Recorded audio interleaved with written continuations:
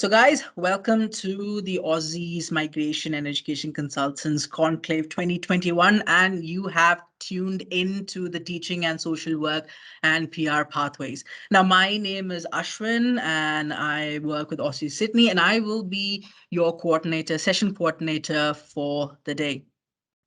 Now, today, guys, we are going to talk about teaching and social work and PR pathways. And now, guys, to help you through this conclave and to explain how teaching and social work PR pathways work, I have Preeti Puri with me.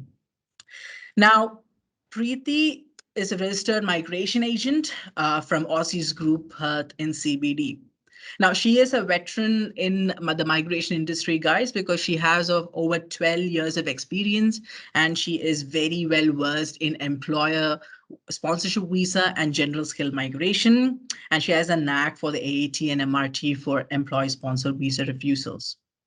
Now, she has an impressive visa grant success rate, and she's managed to create a good name for herself in the migration industries. And guys, she is one of the most sought after migration agents for most clients in Perth, Western Australia. Now, guys, as I told you in the beginning, just to let you know, this session is being recorded, and we will endeavor to answer all your questions after the presentation, if time permits. Now, if you guys feel that we've not answered your question, there is a Q&A session, which is dedicated Q&A session that's happening later in the evening, and I'll be sharing the links to the same in the chat when the session is ending. All right, guys, enough from me. Now, Preeti, over to you. You can start. Thank you, Ashwin. Thank you so much. Hello, everybody. I'm Preeti. I'm the registered migration agent. And today our topic is about the teaching and social work courses and what are the PR pathways for these ones.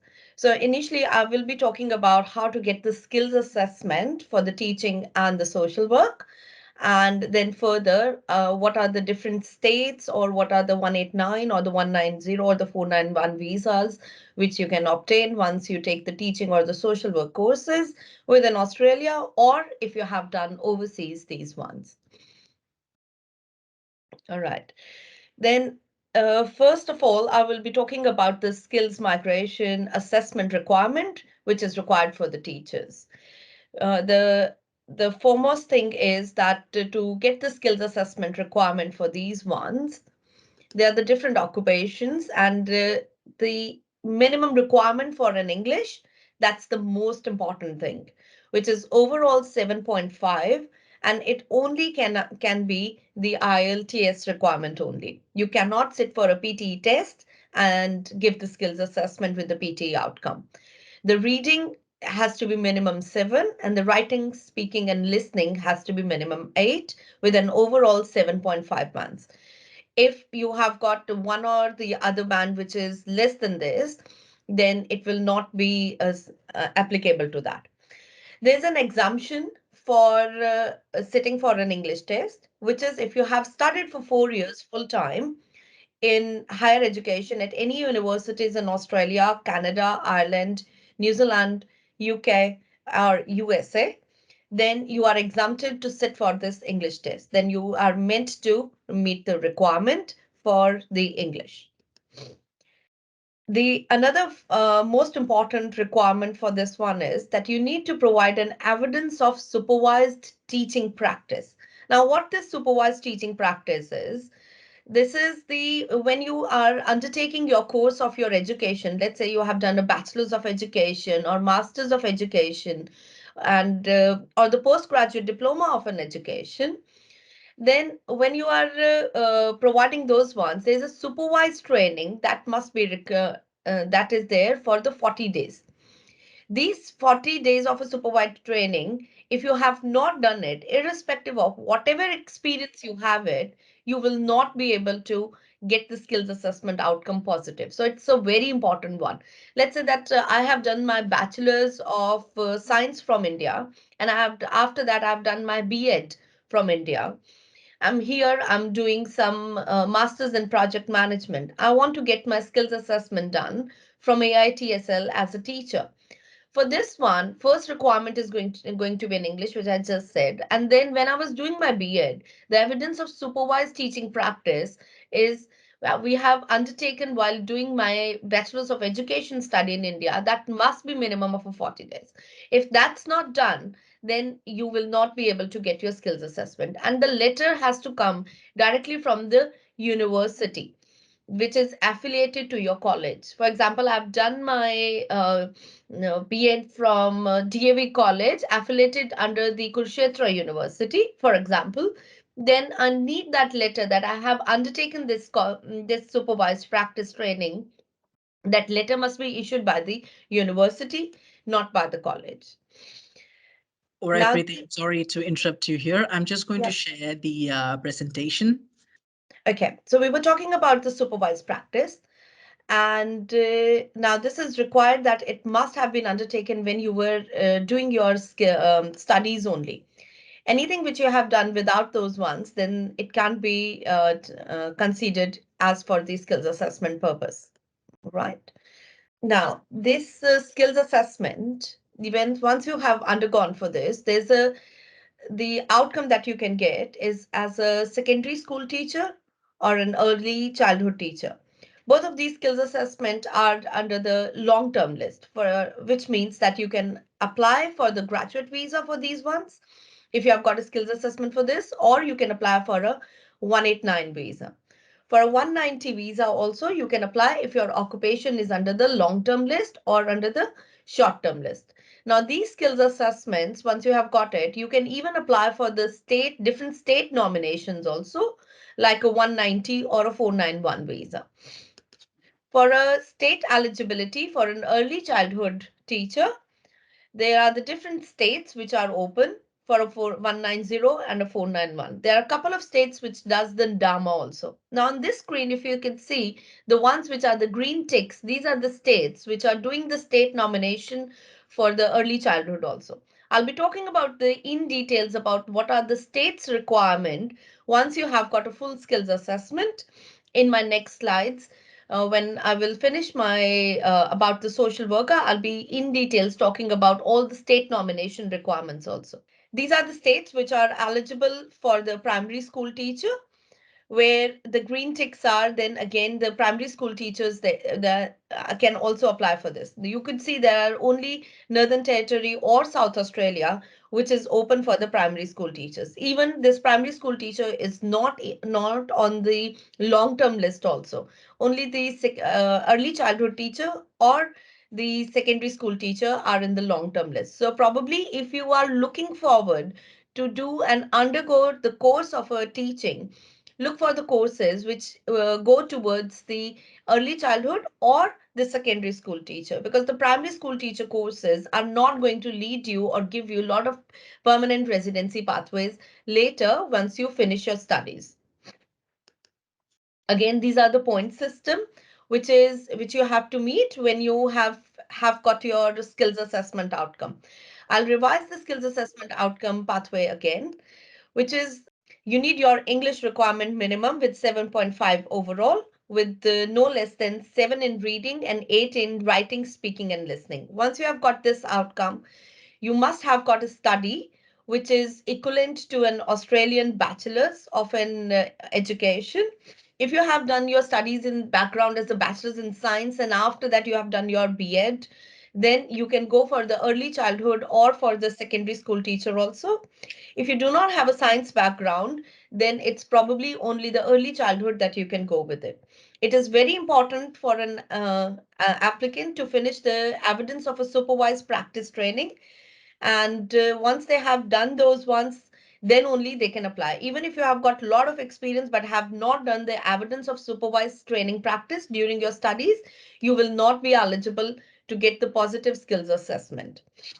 Now this is the one which I'm talking about, the overseas studies. The recent graduates from an Australian universities which are the accredited courses, they are the supervised practice is inserted into their program only. So you don't have to worry about if you are doing the Masters of Education from Masters of Teaching from Australia. Now, there's a lot of difference between the Masters of Education and the teaching. For example, if you're doing your Masters of Education, that is not an accredited course towards the teaching. People do get confused about both of those ones. So do not go for the master. If you have got a choice of going into the Masters of Education in Australia or Masters of Teaching, only the Masters of Teaching will lead you towards the skills assessment of an AITSL, which is accredited, that you only need to have in English. If you have done your 4 years of a study from Australia, for example, you came here, you have done your MBA, that's for 2 years, and then you have done your Masters of Teaching, then you are exempted from the requirement of meeting the English test also, because you have studied for 4 years in any Australian university, adding those two universities also. So all you have to do is then just complete your masters and you will get your skills assessment, a full skills assessment from AITSL, as either the primary or the early childhood or secondary, depending upon what masters have you finished it. But if your studies was from overseas, in addition to the English, it is must that you should show that how you have completed your supervised practice of 40 days, and that can only be proven through the letter issued by the university, not by the college. So guys, this was about the skills assessment about for the teachers, that you can go through that. Once you have got a skills assessment, you go through the point system, and there are different categories in which you get the points, which is like the age, your English, your experience inside, outside Australia, the degree, which is your highest qualification obtained in Australia, whether you have studied in Australia in the regional or not, English language, which is the NATI professional year, gives you the 5 points. The teaching doesn't have any professional year, so you cannot get the points into those category. And then further is the state sponsorship. For 190, you get the 5 points, and for the 491, you get the 15 points for state sponsorship. However, I'll be talking the details about all of these ones once I finish the skills assessment requirement of the social work. Ashwin, I would like to start with the social work now. Sure, no worries, Preeti. So, before we go on to that, I guess we have someone who's posted a question. Let me just check. I'm sorry, it was to change the slides. Yes, we are changing the slides. Now, guys, as Preeti said, we are going into social work. All right. Thank you, Ashwin. Guys, the reason for me for getting onto the teaching and then the social work, and then I will be telling you in details about how the states can sponsor you and what are the states requirement, because the state requirements for both the occupations remains the same. So that's why I'll cover that into this along with the point system and everything. So let's talk about the social work skills assessment. The this occupation is under a long-term list, and once you get this skills assessment, you are eligible for every visa category which is made by the Department of Home Affairs. Basically, start writing from the 189, which is the skilled independent, to the 407, which is a training visa, employer sponsored visa, all the point system visa. This occupation is in every list. So it is a very good occupation to take it for a further pathway. And once you have got a skills assessment, you go through the permanent residency pathway. Your assessment body is AASW, which is Australian Association of Social Workers. To get the skills assessment, there are two pathways. One is if you are studying the course in Australia. Now you have to remember one thing, that if you have taken whether it is a bachelor's course or whether it is a master course, it must be accredited by AASW. Okay. And then if your course is accredited, then there are the 5 criterias which needs to be met. All of those criterias are met if you have studied in Australia as an accredited pathway. So that means you study here, you get the full skills assessment. There's no further requirements to be met if you have studied in Australia. Make sure that you took an accredited course only, and all of the list of all of those courses as per the different regions is there on their website. And even you can inquire about those courses when you are taking it from your university, whether this is an accredited or not. At Aussizz Group, all the education team is very well versed with the type of courses in which state you are, which universities are giving. For example, if I talk about even in Australia, in Perth, we have got a couple of universities. You don't go with that, oh, this is a renowned university and this course must be accredited. It doesn't happen this ways.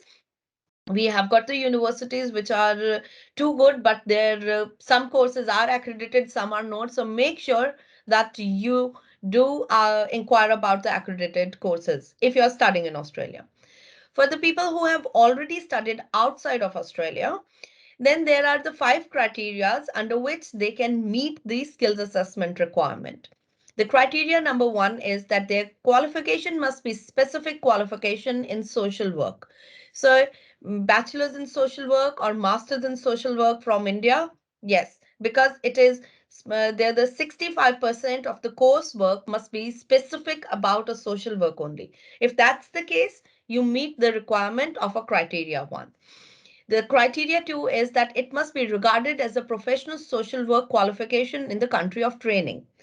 Now, for example, in Philippines, if you study Masters of Social Work and it does not lead you towards the registration as a social work, if that country permits, then that qualification will not be considered as a specific qualification. Then you are not eligible.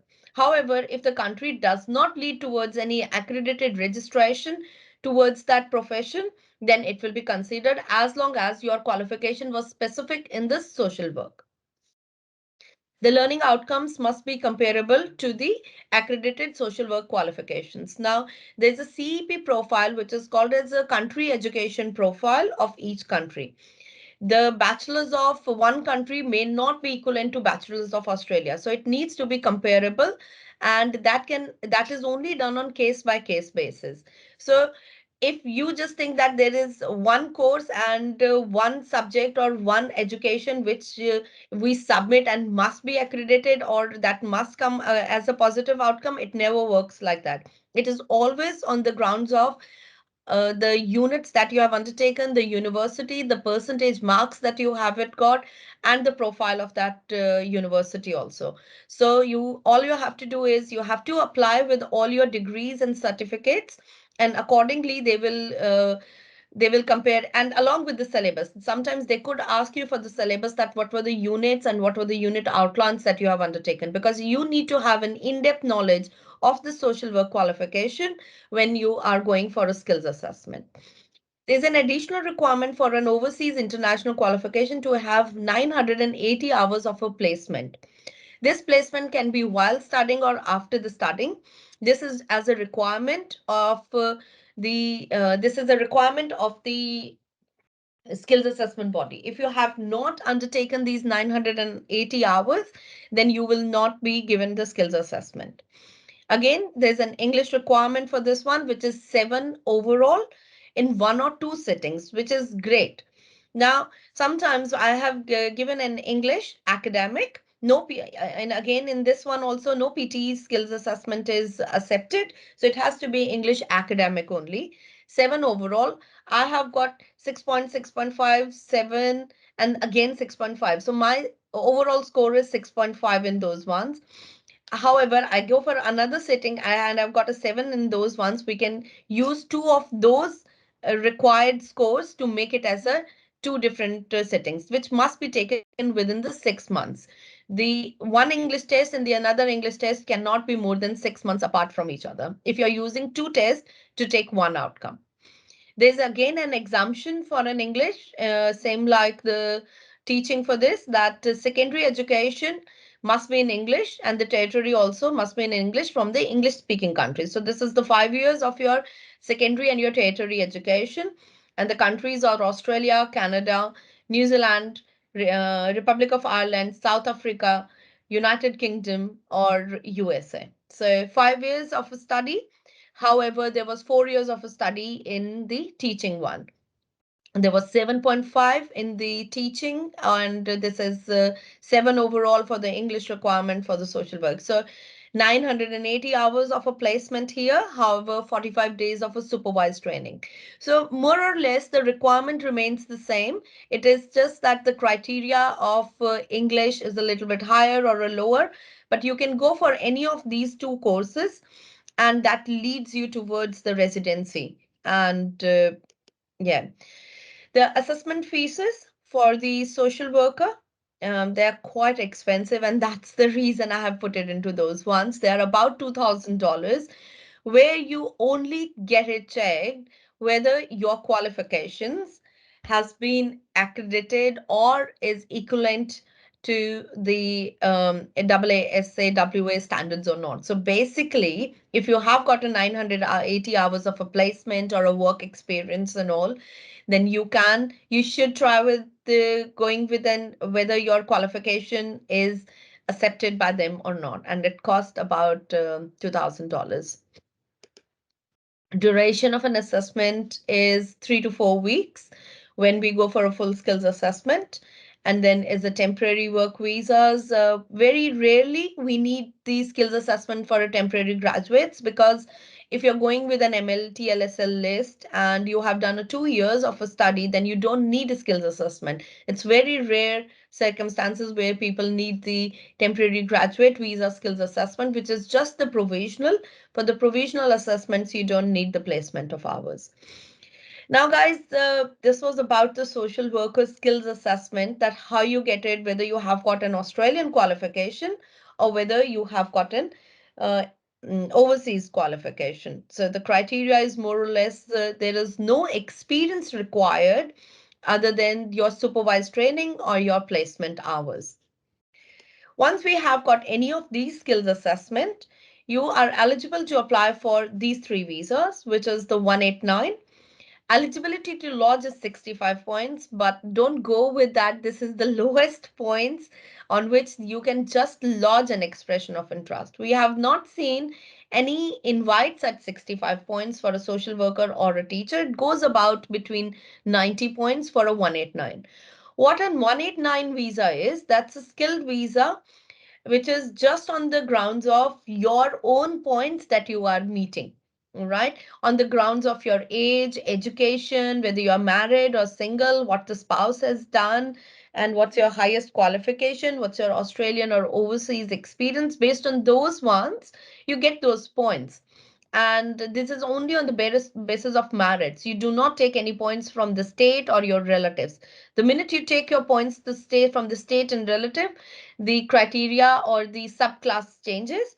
It changes from a 189 to 190 if you're taking the state nomination, or a 491 if you're taking the regional nomination or a relative sponsored.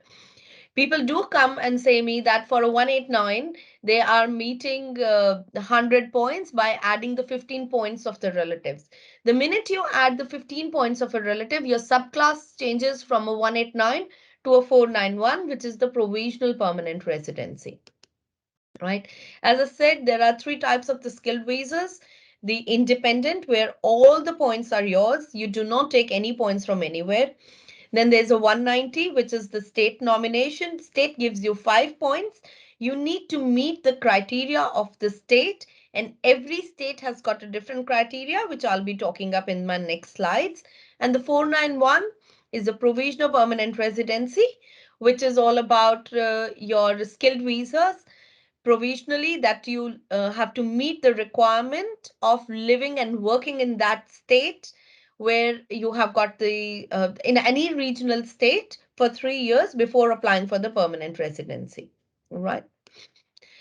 Now, let's talk about the state nomination requirements. As in Australia, we have got different states. All states have got a different requirement, and in there is a different criteria for those ones. 190 has got a different criteria, 491 as in a different criteria. For the ACT, that's the first state that we have. Your occupation needs to be in the critical list. Now, there are there's a with the critical list, don't go with an ACT that it might be just the nurses are going to be the critical list, or just the health professionals are. They have got a vast range of a critical list, and if your occupation is in there, then you need to live and work for 6 months in ACT, and your work must be 35 hours per week and for more than 6 months continuous. So now if you have taken any leaves, which are the paid leaves, will also not be considered as the 6 months of a work in ACT. In addition to that, For the 491 criteria, you must be living and working for 3 months, and you must be working 20 hours for more for 3 continuous months. Again, if you have taken any leaves in between, then it is not. The work that you need in a 491 criteria can be any work, does not need to be in your nominated occupation. However, in ACT for a 190, if you are considering for 190, it must be your own in your nominated occupation work only. In addition to this criteria, you also need to meet the points of ACT matrix. The ACT is done on the basis of the nomination that you put an expression of interest in a matrix for this one.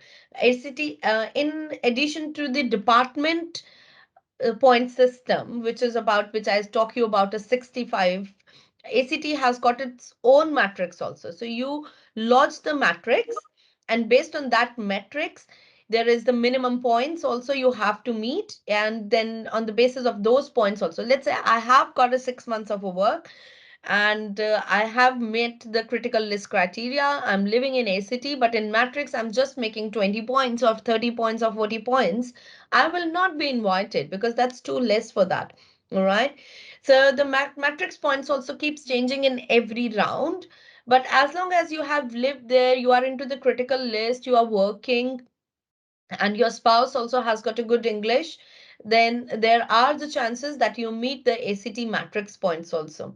ACT is very popular at this point of time because they have invited in the last financial year, which has just finished today rather. They have invited quite a bit of a number of an applications for 190 and a 491, and the people who have moved to ACT just for the purpose of meeting the state requirement, they have been quite happy because they most of them have been invited as long as you meet the criteria. So if you have got a skills assessment as any of those ones and you wanted to move to these states, then it's good. Also, folks, I would like to say that once you are going to move to another state, make sure you have got a skills assessment first, or you are meeting the criteria of a skills assessment, because you don't want to end up to something where you have moved the state, you have met the state's requirement, but then in the end, your skills assessment is not positive. It hasn't come positive for one or the other reason. It shouldn't be going that way. Skill assessment should be the first and the foremost thing that you must be looking into before moving into any state. If your current state where you are living or you have studied is not eligible for your skills for the nominated occupation. Now, in the New South Wales for the 190, it is not in the list. 190 is a very small list for New South Wales, but for the 491, there are two streams. There are two streams in which this occupation can be invited for. The stream one is you must be living and working in New South Wales for 12 months. However, currently they are accepting applicants who only has got a 3 months of an experience on case by case basis. Now, this is always done closer to the finish of a financial year. We were coming to the closer of a finishing of a financial year in June. So now from April or maybe from March onwards, what New South Wales has done for a stream one criteria, there are about 12 or 13 different regions, right? And it is now, it is open in all of these regions, your occupations are. So with these regions, although their stream one criteria is that you must be living for 12 months. However, the people who were moved have lived and have got a 3 months of an experience, as well as their job is continuing for the next 12 months. They have got an offer that this job is available for 12 months. They have considered those applications and have invited those applicants also. So which was great. So the people who moved to New South Wales regional area just for this purpose were really happy because when they moved, they intended that they have to work for 12 months. However, just after the 3 months, they were invited. So you could imagine the kind of flying they were having.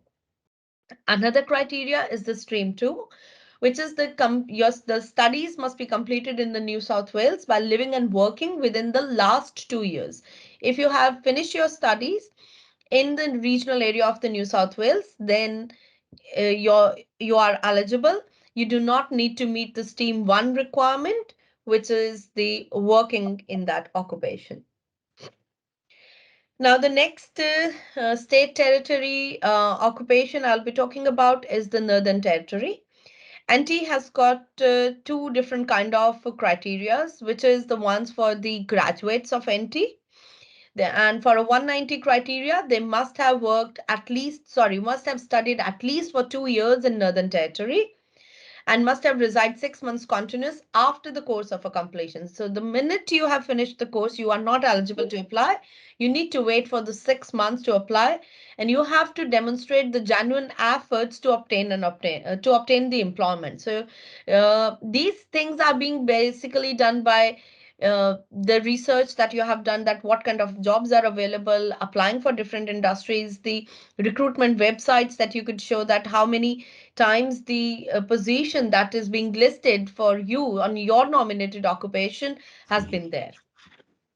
The applicants for the ones who have not studied in Northern Territory, they must have been living in Northern Territory for 2 years and have got 2 years of a full-time employment in nominated occupation. So basically, the people on the 482 or the 457 visas, they do meet these requirements because for 2 years of a full-time employment, or you have finished your studies from, let's say, from Western Australia, and you move to NT on your graduate visa, you are working for 2 years full time, then also you become eligible. You just did not need to be only studied only. It can be on the basis of the work experience also, which is great.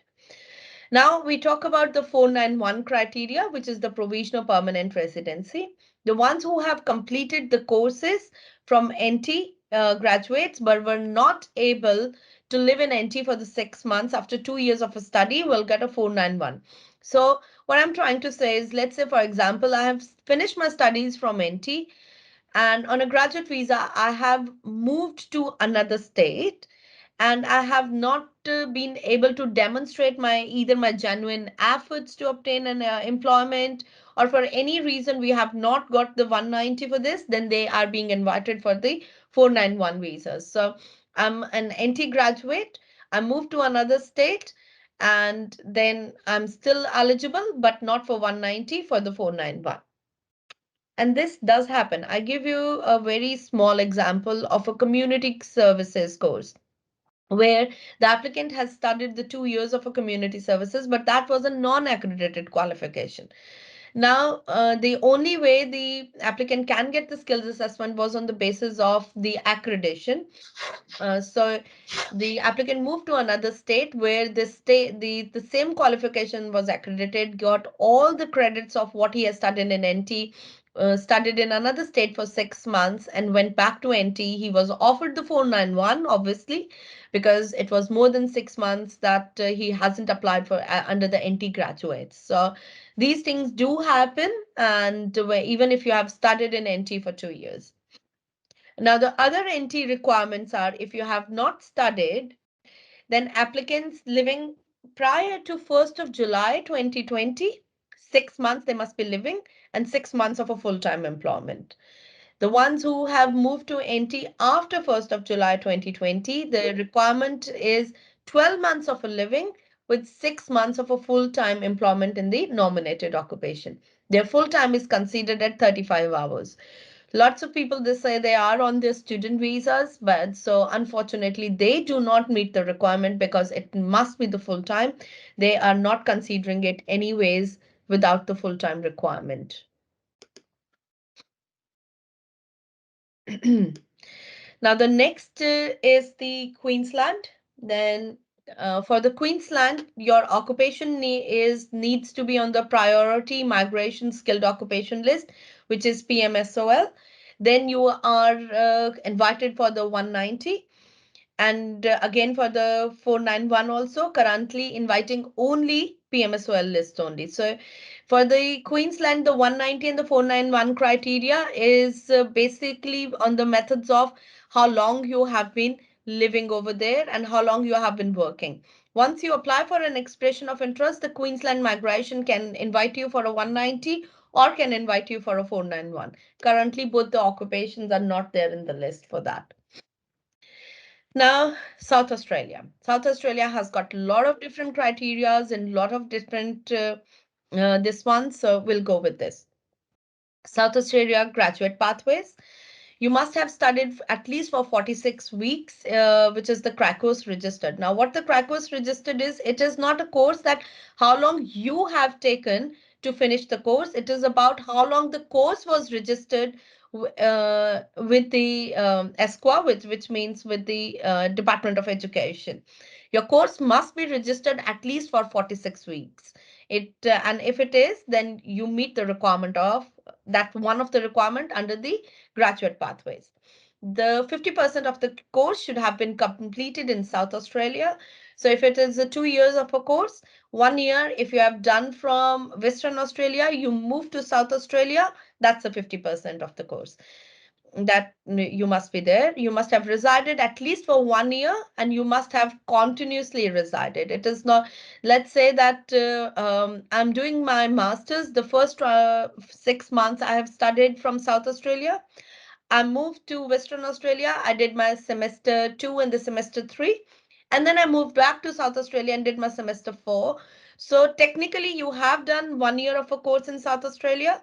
It is crack was registered more than 46 weeks, but you have not continuously resided in South Australia. So for that criteria, you have to live for another 6 months to meet the criteria of living in South Australia for another 1 year. And to be eligible for 491 or 190 state nomination, they must be currently working in the nominated occupation for at least 6 months post completion of the course, unless until there is a specific different requirement which is mentioned on their website for a specific occupation.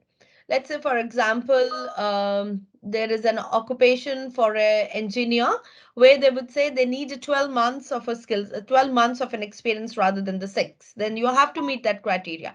I'm just giving an example for that, but it is not something that the teachers or the social workers, they do not have the additional requirements for the South Australia.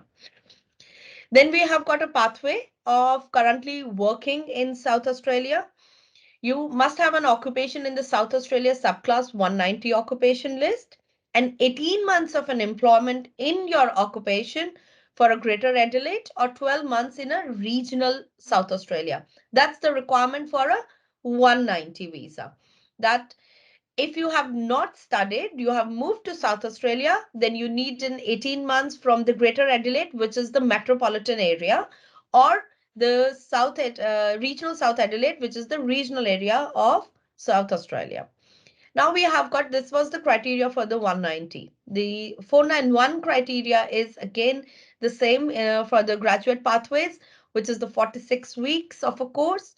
50% of the course must be studied in South Australia. You must have resided in South Australia for 1 year continuously.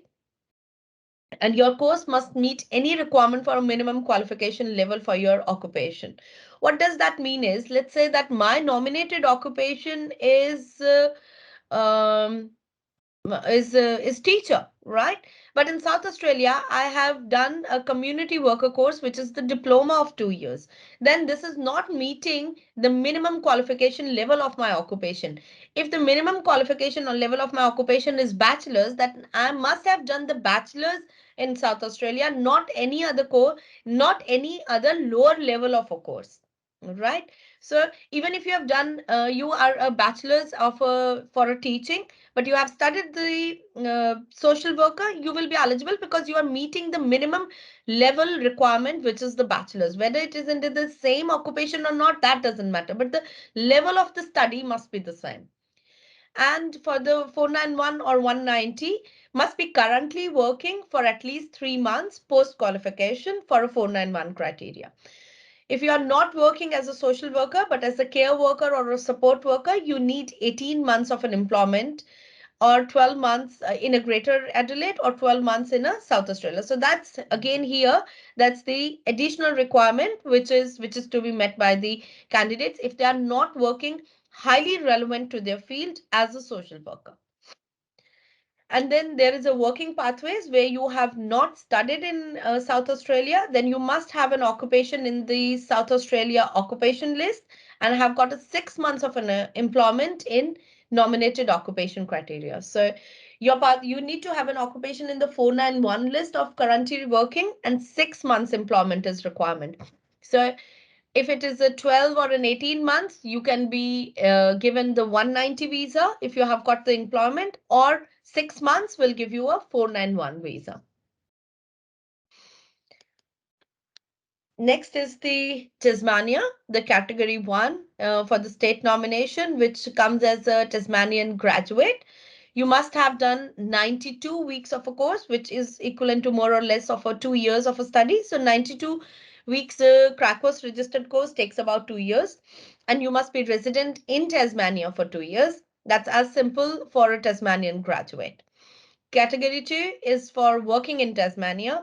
You need 6 months of a full-time experience in a nominated occupation. So their criteria is very simple, very straightforward for study in Tasmania, to live in Tasmania, or to work in Tasmania. 6 months of a full time means 35 hours, which you can combine with one or two employments also. So let's say that you are working 20 hours with one employer and 15 with another, that will also be considered, but must be in your nominated occupation or closely related.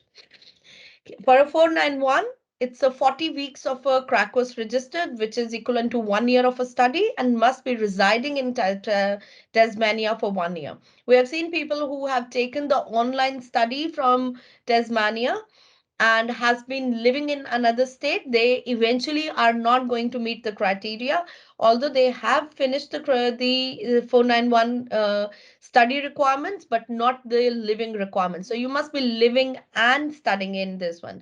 For any reason, if just a couple of units of those ones were done online because of some restrictions, that you were not able to go back to Tasmania when the borders got closed or anything, those are the different compelling circumstances and can be considered. Category 2 is working in Tasmania, which is again this full 6 months of a full-time employment, does not need to be in the nominated. So you move to Tasmania, you work, you have got a skills assessment as a social worker, but you're working there as a carer or a support worker, you would be fine. You meet the requirement of that one. The next one is the Western Australia. Western Australia has got a pathway of a graduate. You meet only the graduate pathway, not the general pathway, which is that you must have studied at least for 2 years in Western Australia and 6 months part-time employment in nominated occupation or a job offer letter. That's it. So let's say that I have studied social worker from Western Australia. Teaching is not available in Western Australia list at the moment. So, and you have moved to another state and you are living over another state. There's no such requirement that you must be living in Western Australia at that point of time when you are lodging. So, if someone is happy to give you a job offer in your nominated occupation, you meet the requirement. Or you have got a 6 months of a part-time work Australian experience, that's considered.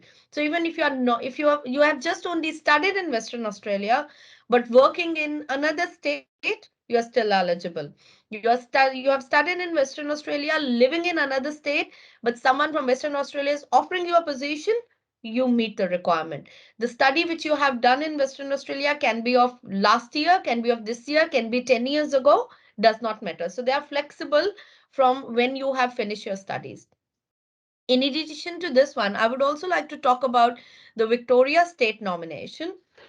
The Victoria State nomination has got the criteria of 190, as if you can show that you have been working in Victoria towards the recovery of the COVID or the economy recovery of the state. Now, this one is a very, very vast one, because with this criteria, initially we only thought that the nurses or the healthcare sectors and all those ones can only be considered. But for example, with the social worker, we have shown that they are working in the community towards the community, which comes into the social recovery of the state itself, and we have seen they were invited. Then why not? So we can go with the Victoria also for this one. And for the 491, it's a regional area, 3 months of a work towards the recovery. So as long as, for example, we talk about a chef working in an aged care, that's towards the recovery again then. So as long as we could show that you are working towards the recovery, to the COVID recovery for the economy or the social recovery of the state, you can be invited irrespective of your nominated occupation. So the sector is important into this one. Which sector are you working into? So that's for the Victoria. Because it is not specifically mentioned in the Victoria occupation list that the teachers or the social workers are considered. That's why I did not made a slide. But if your sector in which you are working can be considered, then your nominated occupation will be taken into those criteria. Now I talk about that's my last slide for today, which is the occupation ceiling. For the 2021, for the social worker is 1862, and only 22 places have been filled up. And for the teachers, again, there were 1000, and there were very limited places that have been filled up. So there's a huge quota, there's a huge requirement which can be filled up into this one. And these are the very good occupations which you can looked into, as most of the states, they are giving the state nominations for a 190. Either you have to just, when you are considering or picking up a course, make sure you look into the state nomination. As long as you study in those states, more or less you are meeting the requirement, unless until it's Victoria, because Victoria does not consider on the grounds of the study. They would consider on the grounds of your work itself. All right. Thank you, guys. It was me today talking about all the skills assessment requirements. And I'm so sorry, I'm just running late for my another session. But if you have got a questions about this, we have got Q&A session, which is running at 5 o'clock as a Western Sydney time. Yeah? That's right. That's Yes. right. So we And have, we can take all the questions there. yep, Yes? we do have Q&A sessions, which is organized, and this is a dedicated Q&A question, guys, because we will be answering all your questions. So we'll have more coordinators, experts coming in so that we make sure that your question is always answered. Now, the other thing, guys, is we have a bit more sessions coming up. Okay, so we have different, so Preeti talked about the IELTS, and we have an IELTS session coming up. We have a PTE session coming up. We have GTIs and other PR pathways coming up. So please stay tuned in. I would be posting in the links as soon as we can. Now, Preeti, I guess we can have 2 to 3 minutes to answer 1 or 2 questions, right? Sure. Yeah. Great.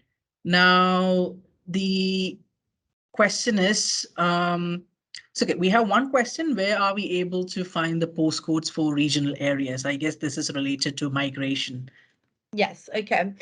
Right. So definitely, of course, on the department's website, there is the regional area codes for those ones. So, but anyhow, more or less, the anything which is other than the Melbourne metropolitan, Sydney metropolitan, or the Queensland, the rest of Australia is regional. All right. So if you talk about Western Australia, the full Western Australia is regional. You talk about NT, you talk about South Australia, that's regional.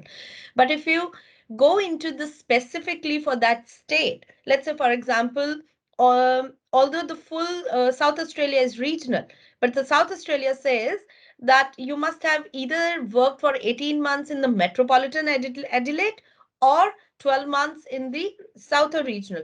Then they have got their own separate regional areas within their state itself also.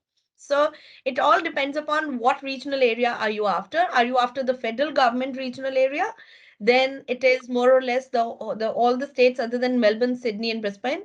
Or you can go with the state's regional area, and then the states have provided those ones. I hope I answered your question. All right, now we have another question, and basically this is more of like a personalized question. So the question is, since the borders are closed and I'm studying my social worker course online, how does it impact my skills assessment? It's a very personalized one. So do you Okay. think that studying online has an impact on skills assessment, Preeti? No, as long as because your curriculum is going to be Australian, and if you are studying from, if you are doing an accredited course, then you are going to meet the requirement. Now you have to speak to your coordinator or to the university. How are they going to work on your 980 hours of your placement? Because that's again is a criteria that needs to be met. So if they are happy that you take that 980 hours of a placement in the home country where you are currently at the moment and studying over there, you meet the requirement of the skills assessment. Now, talking about further with the state requirements, where the states have only the requirement of a study and not the living, you will be meeting that. But if for the state nomination, the requirement is of a studying as well as meeting, living over there, you may not be meeting those ones. States haven't come back with us with that. Would there be any compelling or the compassionate reasons for the applicants who have studied even 6 months of the course out of the 2 years out of Australia or online and all, what they would be, what their criteria would be? They haven't come back into yet because they haven't faced it yet, because that's the first. July is the first one where the people might have finished the courses while being offshore, and the graduate visas, they will get it. The 2 years of the time frame of the graduate visas are going to start when you are going to enter the Australia. So that's great. Maybe at that point of time, once you have entered, then you meet the requirement of the state also, which is yet to come and yet to be open in the Pandora box later. Great. Great. All right, guys. Look, I have to let Preeti go because she would be starting another session very soon. Now, guys, we are receiving an overwhelming amount of questions, but be assured we have an exclusive Q&A session for you guys today. I am posting the links as we speak on the chat so that you guys can tune in and you can get answers to a question. Now, guys, look, we because this is an online event, we have a lot of participants. Now, guys, in case if you feel that your questions are not being answered, don't worry, we would fetch your contact details and we would get in touch with you with a suitable answer for you. Now, thank you so much for joining us, Preeti. I'm pretty sure that, the session was quite exciting because like I myself didn't know that there was a lot of pathways. And now it was a good learning curve for me as well. I'm pretty sure that, people have got a good takeaway from today's session. No worries. Thank you so much. It was great on talking here. Thanks, guys. No problem. Thank you so much for joining us, guys. You've been awesome. And again, stay tuned for more sessions. I'm posting the links and we will have a Q&A session at the end of the day. Thank you so much. Everyone stay safe and you have a great week ahead. Cheers. Thank you. Bye.